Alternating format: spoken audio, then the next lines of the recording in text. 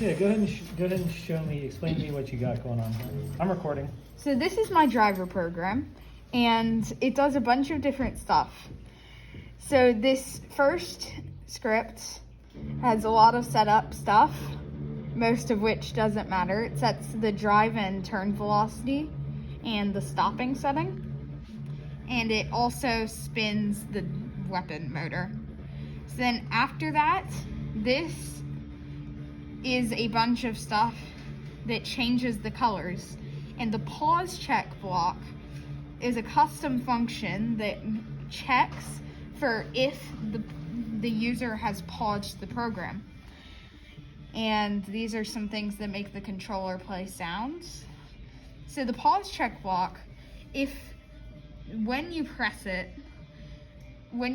pause buttons or E up and F up at the same time, it'll disable the controller and a lot of other things, and it'll wait and say paused until you resume the program by pressing both touch LEDs at the same time. And what's that section? What's this down on the bottom? This down on the bottom broadcasts another message for when started, and it runs the other LED and changes its colors. Oh, okay. So this bottom script checks if the timer is running, and if the timer is over, then it will play some sounds to show that the timer is over. And these three scripts,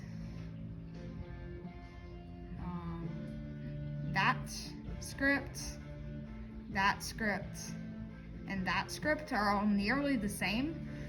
So when a certain button on the brain is pressed, one of these three, they will start a timer for that duration. So the check button, for example, starts the timer for 5 minutes. Or 300 seconds. Okay. Is that all the code? No. So there's one other script that I skipped over, and this is the thing that subtracts the time from the timer to make it actually run. Ah, okay. Gotcha. So are you able to run it? Can you run it on the video?